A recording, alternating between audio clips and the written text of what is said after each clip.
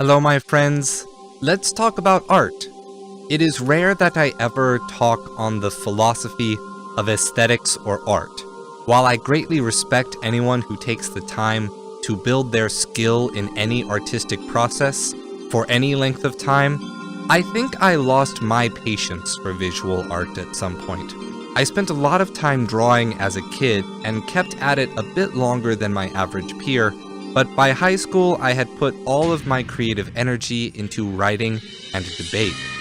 Even now, when I see a picture, painting, or photo, my thoughts kind of start at, wow, that looks good, or I really like that, and that's where my thought of it ends as well.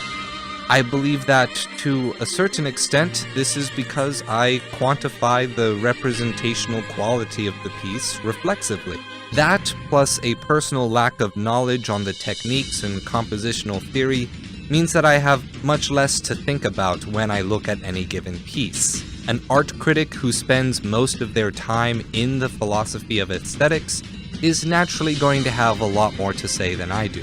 At the very least, I believe that I can describe my own method of how I quantify representational quality, with the hope that maybe some piece of artwork will be shown to me that I can't fit into this grid.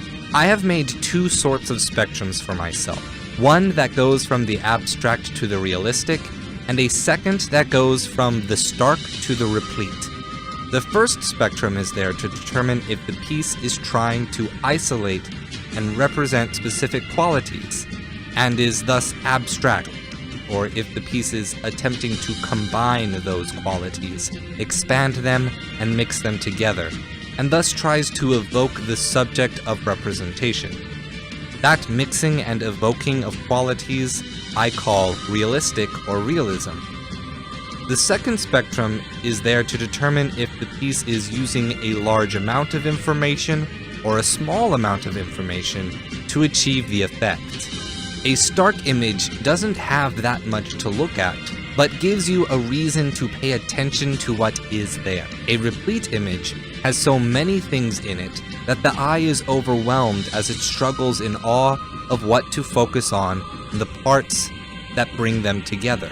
As you can imagine, with these two spectrums, the realistic tends to match more often with the replete, and as a counter to that, the stark seems more suited to match with the abstract.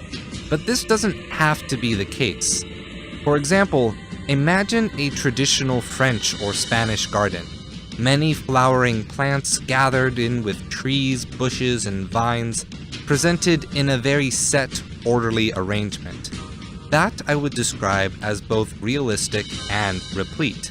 But now imagine a Zen garden. Almost no plants, if any, sand and rocks raked into a single unbroken motion. And despite its simplicity, no vantage point will allow you to see the whole garden at once. Thus, the observer must attempt to draw together the different qualities to create an image of the full garden. I would define a Zen garden as both stark and realistic. Now imagine a bonsai tree, just a lone planted branch.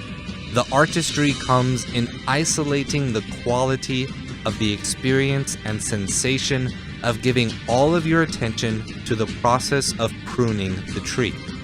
The artistry of the bonsai tree rearing process is stark and abstract. The actual quality that you're supposed to get from looking at and caring for a bonsai tree isn't actually in the bonsai tree and how it looks, and thus makes it more abstract than other kind of plant rearing. But think about Japanese flower arrangement, ikebana. While most people describe ikebana as minimalist, I would disagree. I think it's only minimalist if you compare it to the kinds of realistic, replete flower arrangements of Western cultures. Ikebana takes many aspects of the plants, their leaves, stems and branches, flowers and colors, soil and its placement, heights and angles, and bring all of these things together in order to isolate and represent the abstract ideas of earth, heaven, and humanity. As such, Japanese flower arrangement is abstract, but also replete. As I have just demonstrated, it is easy to see how different kinds of art can fall into part of these two spectrums. A part of one spectrum does not necessarily lend itself to a part of the other spectrum. However, I have made a sort of grid of distinctions with these two spectrums.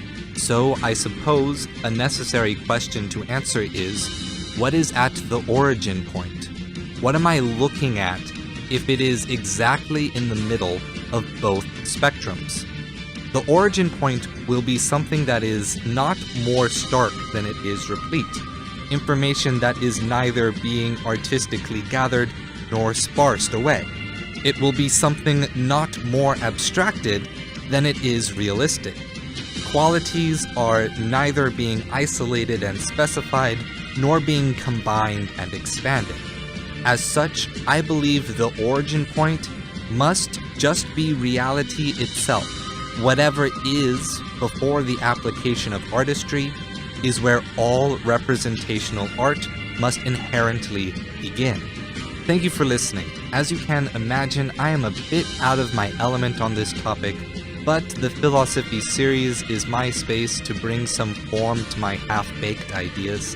If you have any thoughts on the philosophy of art, art theory, or critiques of the idea I just expressed here, please comment below. I'd be happy to read them. If you liked this video, by all means share it around with your friends. I don't pay anyone to advertise the channel, so the only way we can grow is with your help. I will see you next week for another analysis. Subscribe so you don't miss out, and as always, stay true.